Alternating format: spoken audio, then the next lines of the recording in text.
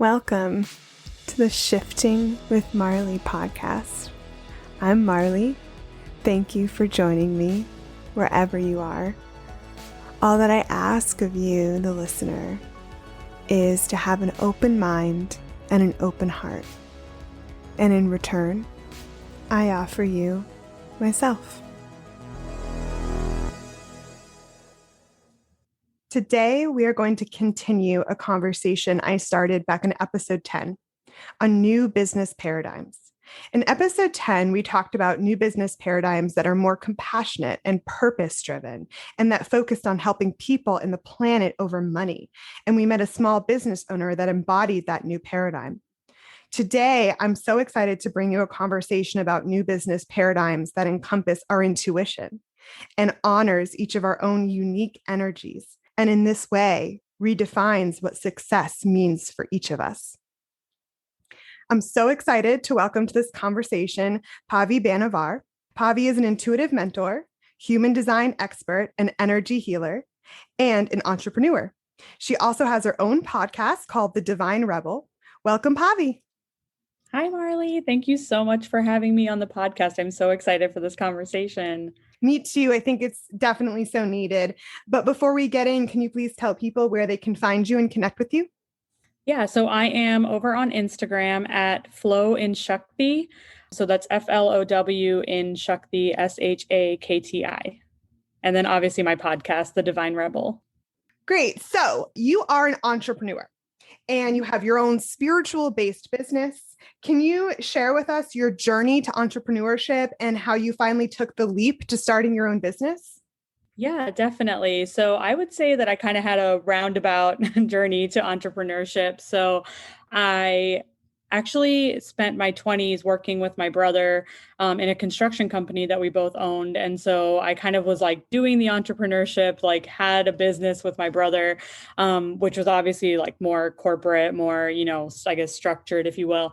And I did that for a majority of my 20s. And then I just had this intuitive hit to go into nursing because I was really called to be a healer and just really wanted to help people. And so I shifted and went back to school for nursing right around probably, I think, 29 or 30. So probably my Saturn return at the time, which I didn't know was my Saturn return. So I definitely had a shakeup. I went back to school and then I did nursing for a while. And then last year during the pandemic, I ended up leaving a job that just was not aligned with me and kind of spent some time like soul searching, figuring out what I wanted to do next. And then I got this intuitive hit to actually start a blog and a podcast. So it wasn't even a business at the beginning. It was just supposed to be like sharing, I guess, like my story and my opinions, my views on spirituality. And then somewhere along the way, it just became a business. I just ended up starting this business. And so that's kind of how I came into entrepreneurship. So I guess my story is really that I kind of just found myself in this space. And it's funny because I would always tell people that I did not want to be an entrepreneur. I was like, no, I'm never going to start a business. Like, that's not my thing. And then the next day I was like, here you go, guys. I just started a business. So that's been my journey into this space. And so along the way, I did start that podcast and I hope to eventually have that blog that I was supposed to start. Wow. So in starting your business, it seems like you really listened to your intuition and most importantly, acted on the intuitive guidance you were receiving. Yeah, it's really interesting because like throughout my life, whenever I would have readings or anything, people would always be like, do you know how intuitive you are? And I'd always just kind of be like, no, I don't know what that means. It's not something that I had ever really been taught to like listen to your intuition or that inner voice. So it was very interesting and somewhere like last year, I also worked with a coach on kind of finding your life purpose and things like that. And so along the way, it was like I discovered kind of connecting with my spirit guides. So when it kind of came in, I just thought this was like a conversation I'd had with my guides and they were like, okay, start talking about this stuff. And so it's really interesting how my intuition has always kind of been there and it's something I have followed, but I never could put a finger on like what exactly it was that I was listening to. And now that you are listening to your intuition, and now that you've had your own business for a while, how do you honor your energy and your intuition in your business, both day to day and in what you're offering to people? I would say that I have kind of had a bit of a journey with my intuition, I would say, in this space, because I think when I came in, I was very much aware of the fact that I am a projector. I'm a splenic projector in human design, which I know we'll kind of get into human design. But being a splenic projector is all about listening to your intuition, because it's really about like, getting those little intuitive hits. And so when I came into this space, I was all about doing my business as a projector, really honoring that. But I will say that along the way, I have kind of gotten lost in all the voices, all the like coaching, all the things that you see in the online space where it's really pushing that strategy. And so I've really had to kind of come back to myself and really say, okay, how do I want to run my business? How do I see things going? Because that energy piece is so big for me in terms of, and you as well, being a projector. It's all about really honoring those ebbs and flows in your energy and knowing that you're not always going to be, able to like do all the things. And I think really honoring that has been so important to the way that I run my business, because I really try not to put pressure on myself on those days when the energy is not there, just because I know that tomorrow the energy could be back and I could work all day if I wanted to. So it's just really about, I guess, giving yourself the grace to go with those energetic ebbs and flows. It seems like now in your business, you're really embodying this new business paradigm, which involves a lot of trust and faith in yourself and in your abilities, and trust and faith in your energy and in your intuition. And that can be really scary and Yeah. difficult. Yeah. Oh my, yeah. It's so, I think especially because I feel like right now with the new paradigm, the way that we're kind of moving, I've been seeing this conversation happening about like strategy versus energy and kind of, which is better. And so, yeah, I think it's really about being okay with who you are and saying, yes, I want to take it slower. I mean, I think the whole point of coming into entrepreneurship, owning your own business, is that we want to move away from this, 9 to 5 sort of like corporate capitalist sort of thing. But then we come into this space and all of a sudden you almost get stuck in like a different trap of, oh, but now I need to hustle and I need to make all these things happen. So I think it's really about, like you said, giving yourself the trust to know, yes, things will work out, things will happen in that divine timing if you just kind of let go and allow it to happen naturally. And trust your intuitive guidance, right? Yes, always. Yeah. So I have kind of a big question. How do you define success for yourself in your business today? I would say right now, I think the way that I am defining success in my business is really about allowing myself to have the rest and the like kind of the flow that I want to have. I'm really trying not to define success as like a monetary financial sort of thing, because I feel like in every season of your life, you'll hopefully be growing and kind of having different financial successes. And so I'm trying not to make that the kind of end all be all.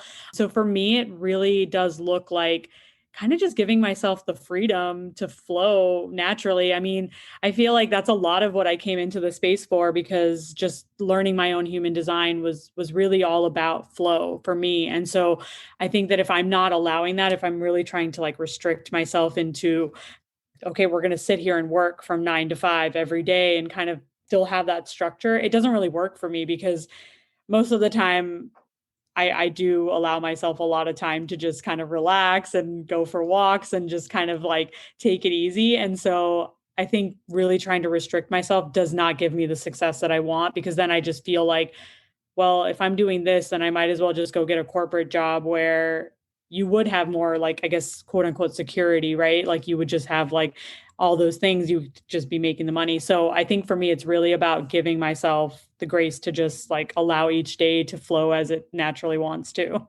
That is so great to hear, Pavi, because a big part of the new business paradigm is redefining success. Because in the old paradigm, success was often defined by money and achievements, which are all external things. And success in the new paradigm is very internal and unique to each person, in that success can be maybe joy, fulfillment, connection to others, helping others, freedom, like you mentioned, impact, maybe inner peace, really anything that lights us up. Yeah. And I find that to be the most important thing because I think when you come into the space, like, I mean, a lot of people talk about freedom and kind of, okay, I want freedom. But again, that's another thing that you need to define for yourself because freedom for one person can look totally different than what freedom looks like for another person, right? Because some people come into the space because they have children and they want to spend more time with their kids, and that's freedom. And then for others, it's, I want to be able to travel the world when I want. So I think allowing yourself to define all of these things and how it looks for you is very much the new paradigm, right? Because any of those words that you just said, like even the impact and connecting with other people, helping other people, that looks different for every single one of us and what we're here to do. And so I feel like the old paradigm kind of does restrict maybe the way that we look at, okay, how are we doing all of these things? How are we connecting with others? How are we making our impact? You know, how many people can we impact? And I feel like we are really moving towards this time of, yes, impact can look like, okay, I'm on Instagram and maybe I post every day and I have a certain number of followers, but I also know that it really doesn't matter what that number is because I can be impacting so many people on so many levels I don't even know, right? People can come in and find your space and be reading your stuff and I won't even know that they're there, but I've been impacting them. And even with your podcast, like people can come in and just listen to an episode and you wouldn't even know that they've listened. And I think that is where it's really about kind of letting those like restrictions go of, okay, it has to look a certain way. And, you know, and that's why to me, it's like when I say, what does success look like? You know, just like you said, it is not the financial thing because, and something I always say to people is, you know, especially with the financial piece, you know, because in the online space, you see a lot of people throwing around a lot of numbers, right? Like the 10K months, the 6-figure, the 7-figure year, whatever, all these numbers. And it doesn't look the same for everyone. Like the way that you might need to make your money could be, okay, I just want to make enough to like live this life, have a little bit extra, and then go about my day. And for someone else, it could look like, I need that $1 million year because that's what makes me feel successful. And it wouldn't be the same for everyone. So I think dropping that idea of the financial side of it really does open you up to so much more success because then you're not just saying, okay, well, if I made the like 6-figure year, then great, that's all I need. But that 6-figure year could come with so much hustle, so much pushing, so much work that you could have saved yourself if you had just said, no, all I really need to get by is like so much less, but I'm getting so much more in these other ways. Yes. And I love everything you just said. And I just want to repeat back to what you said, how you define success and how what freedom looks like for you, because it's such a great example, that flow in your day, right? And the dropping the restrictions and not limiting yourself to that structure, that strict structure, and just basically honoring yourself every day. And that is success in the new paradigm, is honoring our uniqueness, is paving our own path and whatever that looks like for each person. For me, I will say this podcast really lights me up. And so I just define success just not even in any one way, just connecting with people, just doing this podcast lights me up so much that even if only one person listens, it's a success because I just love doing it so much. So. Right. No, and I think that's what's so important is like I think that we tend to measure success based on the other person, like based on like, okay, are they listening? Are they following? Are they, you know, resonating? But really it's about like what does light you up? And I think that that's what's the most important thing right now because I think in doing this work, right, in being in the spiritual community in whatever way, if you're an entrepreneur, if you're not, you're really doing your own inner healing. So all of these modalities, all of these things that we're using is really for our own healing. So I think if we're always trying to measure it based on, okay, well, does the other person get something out of it? I think we're doing a disservice to our own inner healing. Totally agree. And that's why success is defined by whatever lights you up. You, Mm-hmm. me, each of us, find what lights each of us up and follow that. Yes. So let's shift gears to talking about human design. You are a human design expert. And I think that not enough people know what human design is. And it's such a great tool. And I know it's part of your offerings and your business, and you talk about it a lot on your podcast. So human design is a tool. It's a framework for deeper self-awareness and can help us embody this new business paradigm and help us figure out what lights us up and thus what success means for each of us. So can you please share with us a high-level overview of human design and what it is? Yeah. So human design, like you said, it's a tool that can be used. It's a modality that it's similar to astrology in the sense that it uses your birth time, your birth date, and your birth location. So you would need that information when you're going in to find your chart, which we can leave a link below to, I guess, like where people can access their chart if they don't have it. You can go to mybodygraph.com. And so you can find your design. So your human design is really your energetic blueprint. I kind of look at it as like your operating manual, like if you had been handed an operating manual in the hospital, which I think we should really start to do because Yeah. it can really like help with kind of knowing your children, knowing yourself. So really it's your energetic blueprint of how not only how you operate as a person, but how you're kind of interacting with everyone else around you, because it's really about kind of that energetic exchange that you're having with every person that you're coming in contact with. So it can really show you kind of not only how you are as a person, but really how you're meant to be around all the people, that you grow up with. I think because obviously family can be our biggest triggers and our biggest lessons. So it can really show you how you are meant to really interact with those people around you. And I know human design is complex and there's so much you can learn from your chart. But in the context of this conversation, how can human design be used as a tool in business? Yeah, so I really look at human design as kind of just you getting to know yourself. Like, I don't really see it so much as maybe a tool that you would directly use in your business. Like, it wouldn't show you, like you're meant to kind of do sales this way or do, like content creation this way. But I think it can really just show you, again, like how you use your energy and really getting to know yourself on a deep level, which can then translate to you maybe learning, okay, I'm meant to do business in maybe a slower way than other people. I think especially as projectors, like before we got on the call, we kind of talked about like how we each do our podcasts and how we kind of have our own schedule.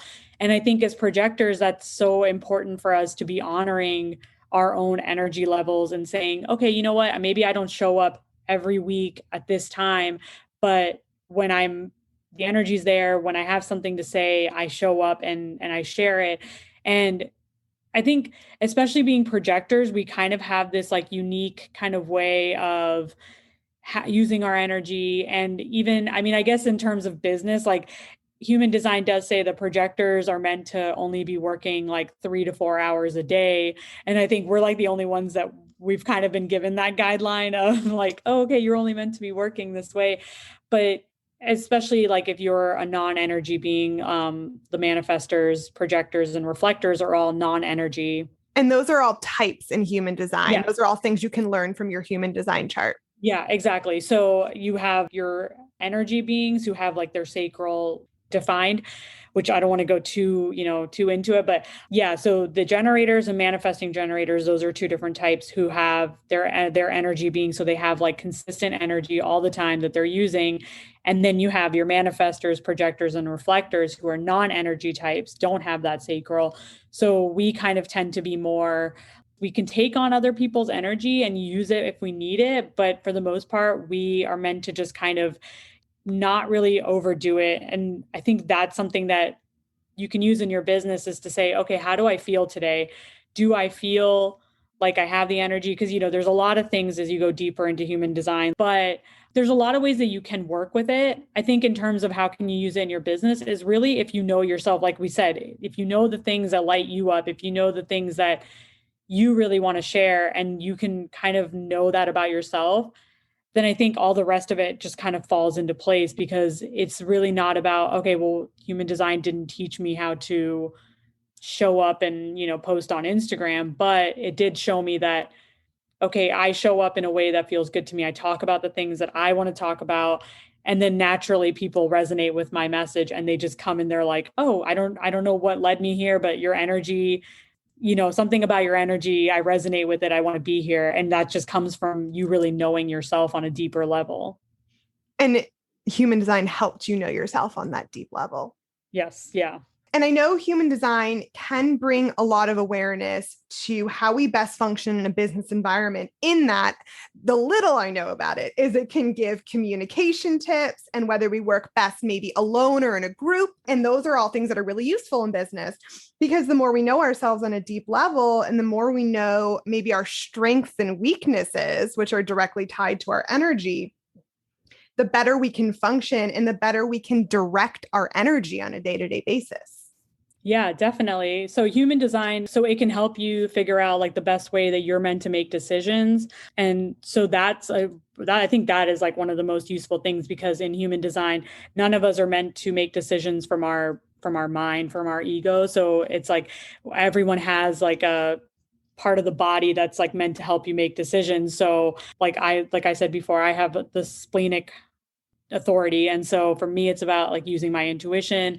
People who have the sacral, it's about making that gut instinct that will tell you yes or no right away. Some of us have emotional authority, which is like take your time and feel your emotional wave and then make decisions. I know that you are a self-projected projector, which is on the rarer side, but those are, I'm rare. Yeah, exactly. Yep. You're special. Yeah. So those are people who are meant to kind of speak out what they want, and from talking it out, then they will gain the clarity that they need. So each of us has like a part of the body that is helping us make decisions. And so once you get up in your head and you start like weighing out your pros and cons and all those things, then you've already left your body. And so it's like, so human design just says kind of take a step back and don't make that decision right now. So, and I've seen this play out when I worked with my brother, because now knowing that my brother is an emotional generator, so knowing that he's supposed to take his time to make decisions, but when we work together, he would always try to make decisions really quick, like in the moment, because that's what you're taught, right? Society teaches you like, be decisive, know what you want. And so he would just say, okay, we're going to do it this way. And then then we'd start doing it. And then a day or two later, when his emotional wave said, okay, yes or no, then he would be like, no, I don't want to do it that way anymore. Like, let's do it this way. And then we would all be frustrated, right? Because we'd be like, oh, he always changes his mind and all these things. But now knowing that he's an emotional authority, I mean, of course, if we still work together, I'd be like, okay, give him the time, let him figure it out. So I think it's like in those ways that you can see how it can really help you, because I think it allows us each to just be on our own timeline and not to rush people. Because I think that is like something that we as a society have really done, is like really try to pressure people into like make the decision now and just like be decisive. And I think that can be really detrimental to people who aren't as fast as others. Yeah, I totally agree. And you touched on this a little bit when talking about the body part that we can all best kind of process things. And so the intuition part. So how can human design help us connect more with our intuition? I know it's related to everything you just said, but just bringing in that intuitive piece.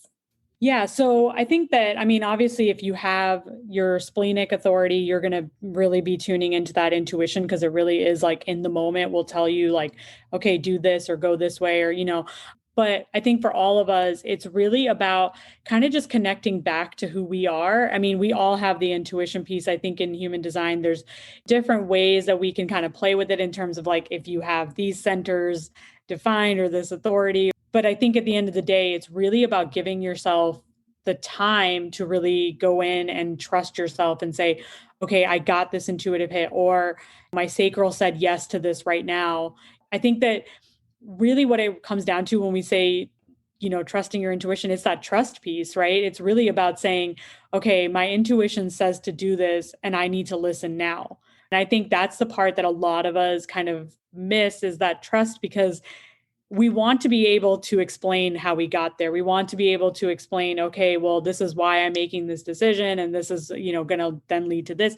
But I feel like so many of us have kind of lost that thing of, okay, something told me to do it and I'm going to go do it.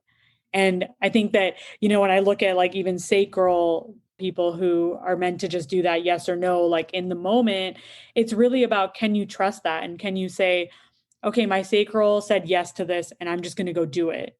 because that's where their energy is coming from and everything's kind of interconnected, right? But I think so many of us, like, and I see so many generators who are in jobs that they don't enjoy and things like that because they're just like, well, I feel like I have to do the thing and I can't just follow my sacral yes and all of that. So I think we all have that conditioning. And that's what human design is really about, is like, once you find it, there is that 7-year deconditioning, process that you're supposed to go through, where then you look at everything that you've conditioned and letting all that go. And so I think that so many of us are then like, okay, well, how do I now live my life in the way I'm meant to live it? Is you have to decondition all of that stuff, right? You have to then say, okay, I'm going to trust my authority. I'm going to trust that I'm going to do the things when my body tells me or when I get that intuitive hit. And I think that's the piece that's so important.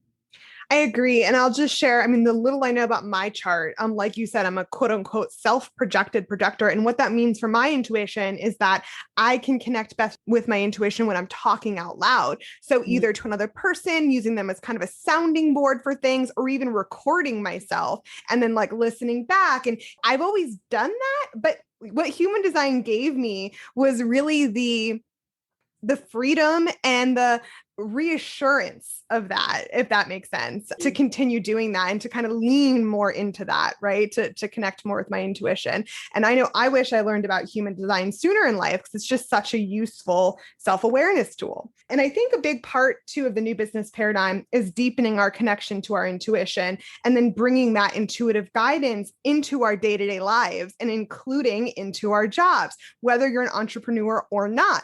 And human design can help you get deeper and can help you do that. Yeah, for sure. I think that, yeah, what you said about like being a projector, just knowing that, okay, it's your voice, like you speaking it out, because a lot of times people will kind of like not really go into that. They'll be like, oh, but what am I just going to like record voice notes to myself? That's kind of weird. But I tell my clients all the time if I see a self-projected projector, I'm like, just speak it out, just like talk into your phone if you have to, if you don't have another person there, because it's really about, that's when you'll get the clarity and that's when you'll know what you want to do. And I think it's just, like you said, it's that trust piece of, okay, I know I'm meant to be this way. And so I find a lot of times that people are already living aspects of their design before they find it, right? Because it's just a part of who we are. So like when I do readings for people, they'll always say, they're an emotional authority, they'll always say, yeah, I need time before I can make a decision. Or if they're, sacral, they'll always say, yeah, I can always feel when like I'm lit up by something, I can feel that energy. Like people know, right? If you are in tune with your body at all, that there is something there that's like leading you to be this way. And I always say it gives you permission. I think that's the way. Yeah. I was like, when you were talking, I was like, it's the permission. It's that, like, human design is really giving you permission to just be yourself. That is the perfect way to put it, I think. Yeah. And I think that's where, because like over the years, there's lots of modalities that I've like found, astrology, all those things, which human design has, it has all these different modalities in it, like astrology, the I Ching, Kabbalah, it's the chakra system, like it has all of these things in it. But I feel like human design really just gives you permission because it's not asking you to change anything about yourself to fit your design. It's saying this is just who you are and you don't have to change anything. You might maybe have some like tweaks you need to make to maybe fully embody that, but there's nothing that you need to be like, oh, well, now I need to change everything about the way that I've been living my life in order to live my design. And I think that's why when I found it, I was like, oh my God, nothing has ever spoken to me the way that this has spoken to me. Yeah, I agree. But what about for those that are working a more traditional 9 to 5 job, right? Which is, I think, a large chunk of people. What is your advice for how that group can incorporate more energetics and intuition into their day-to-day lives? Yeah. So I think that, especially I think now with, everything like over the past like year and a half and the way that we've kind of been living our lives, I think even people who are working a traditional 9 to 5 are now finding that they actually enjoy maybe this lifestyle, this like slower pace of life where we don't have to like get up and just go to work and do all of these things. So I think that for people who are working their 9 to 5, if they find human design along the way and it's something that resonates with them. I know people who have taken it into their workplace and told their employers or their coworkers and been like, hey, I found this system and I'm this, and maybe done readings or even looked up their coworkers' charts. And then that way it's like you can then kind of all work together to maybe say, okay, I'm the projector in the group or you're the generator in the group. How can we all work together?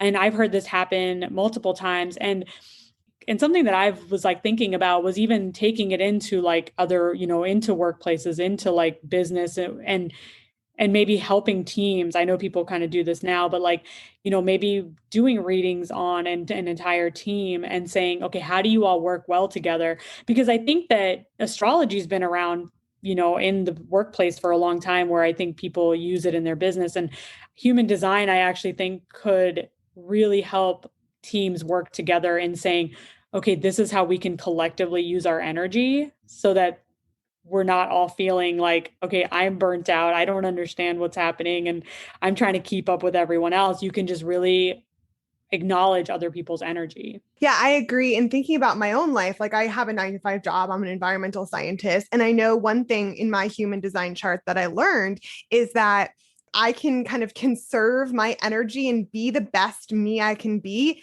the more that I delegate. So if I think about my 9 to 5 job, my human design chart is telling me delegate as much as possible. Don't take everything on yourself. Don't take all the details on yourself. Rely on your team, delegate as much as possible. And so that's giving me permission to do that in my 9 to 5 job.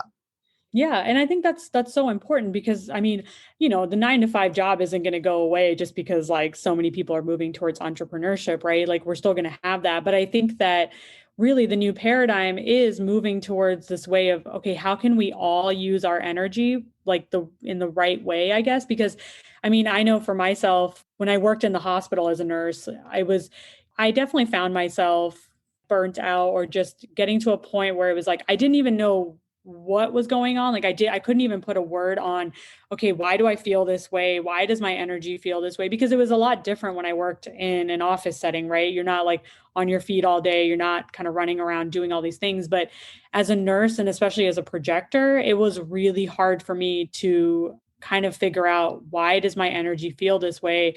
And finding human design really changed that because I could say, oh, okay, that makes sense as to why. Yeah, sure. When I was there, I was maybe taking on all this sacral energy. I was probably like able to keep up.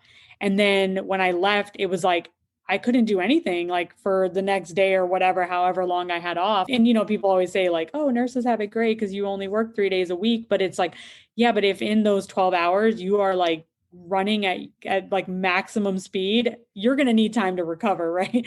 So I think that you're right. I think it's all about acknowledging that we all work differently so that, and not to say that, okay, anybody's going to like take anything off your plate just because you're the projector, but in like a traditional workplace, let's say like in an office setting, it could be that you as the projector are really seen as the guide and you can really help to see the bigger picture of maybe where your team is going and where the project is going and all of those things. And then you would have your generators and manifesting generators who can really help with kind of doing that work. If they're lit up by it, they have the energy, like they'll do the work. And so it's really about kind of harnessing everyone's gifts and talents in that team. Right. And that's what human design can tell you is each person's strengths and weaknesses and each person's gifts. And then you can, maximize on that. Yeah. And I think hopefully that's where business will go in general, like not just in the online space, but I think just business in general. Like, I hope that's where we're going is in this way of, okay, let's really try to not only, I think, help people on a physical level of like, oh, okay, don't work so many hours, all those things. But like, I think the mental health, right? Like, I think that's where we've really kind of dropped the ball over the past, however many years. And like living in this old paradigm way of you're just going to like maximize output from all of your employees to the point where people are just leaving the workforce. Like you're having younger people who just don't even want to do these traditional jobs anymore because they're like, I can't keep up. I don't want to do it. And as more people, especially I think kind of in like the spiritual community and stuff who are finding human design, kind of figuring out, okay, what is the best way for me to work? they are going to kind of try to find these other ways of working that fits better with their lifestyle and their energy. And you're going to have so many people leaving the workforce because people just can't be at that level anymore. Not everyone is equipped to go all the time. Not everyone is equipped to be able to function and put out product 9 to 5, right? Or even longer, right? And Yeah. I love that you brought in the mental health piece, because if we honor our uniqueness and realize we are not all the same, our energies are not all the same. You and me as projectors cannot keep up with people who are generators, for example. So it's really honoring our mental health by honoring our unique energies. And I love that you brought that piece up, and that is that new paradigm that we're heading towards. Yeah. So where should someone new to human design start if they are intrigued by our conversation and want to dive into their own chart? So, like I mentioned before, so you can look up your design at mybodygraph.com. So again, you're going to like need all of your birth information just like you would with astrology. So your birth date, time. The time is actually very important. So if you don't have it, but you can kind of estimate or maybe find it, like it is helpful.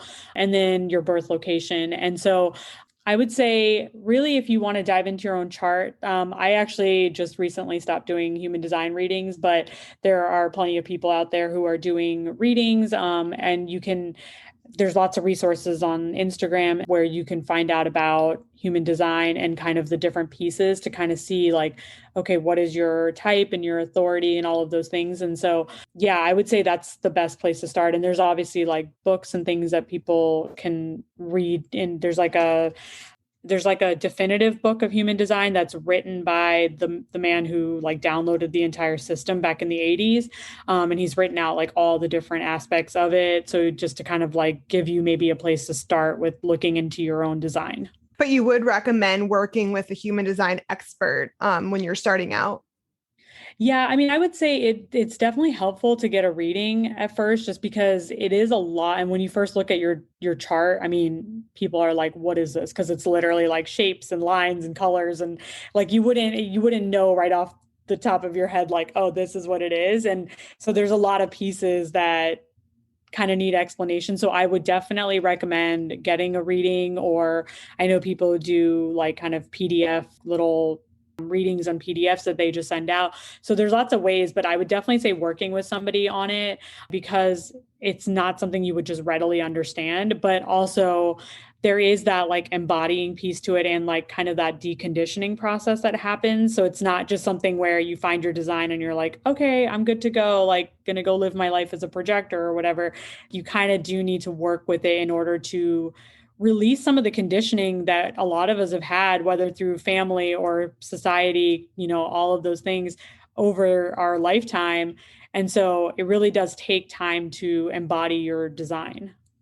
So, on that note, and thank you so much for sharing your wisdom and your story with us. Can you leave us today with any final tips and tools for embodying this new business paradigm and for embodying, each of our own human design charts?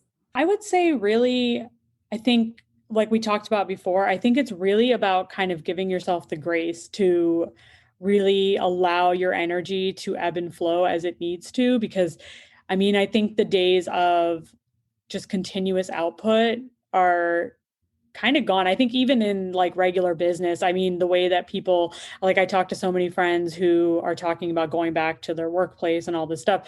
And I can see the difference. I can see that even people who maybe aren't like in the spiritual community or don't know human design, all these things, I can see how this past, year and a half has really changed people's lives and the way that they look at their workplace, all these things. So I would say really giving yourself the grace. And I think the other piece is really trusting yourself when it comes to your intuition, like we talked about, is huge in the new paradigm, because I really do think that I see more and more people moving towards talking about really trusting yourself, trusting your inner voice, and not letting like all of these outside influences kind of come in. I think there's a difference between, okay, I lean on other people for support, or I go to people to maybe, for coaching or any of those things. but there's also a difference between, okay, I just like release any kind of control over where I'm going and just allowing other people to kind of lead me in this direction or that direction. I think those days are gone. I think it's really about trusting yourself and saying, okay, what feels good to me? What feels right for me?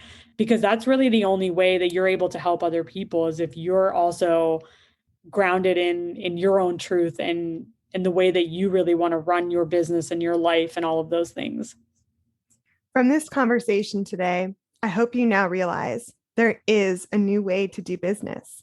We are each here now to pave our own path, to do things differently, to find what lights each of us up, to discover what brings us joy. The time is now to get to know ourselves on a deeper level. The time is now for deeper self-awareness and honoring our uniqueness. In the new business paradigm, our uniqueness and our intuition guides the way. When we honor ourselves and listen to our intuition, our creative potential knows no limits. Just imagine the world we could create together.